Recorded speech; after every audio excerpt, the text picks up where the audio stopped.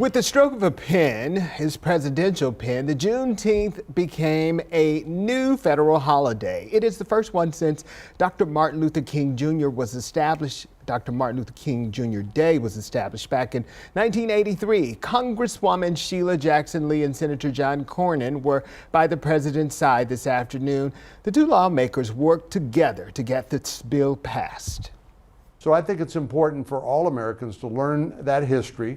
I think it's actually a hopeful history and one that should make us more optimistic about the future and about race relations in America.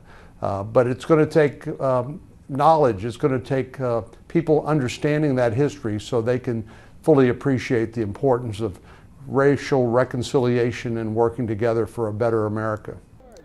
The June 19th holiday marks the end of slavery in the United States and becomes the nation's 12th federal holiday. 14 Republican congressmen voted against the bill, including local Congressman Chip Roy.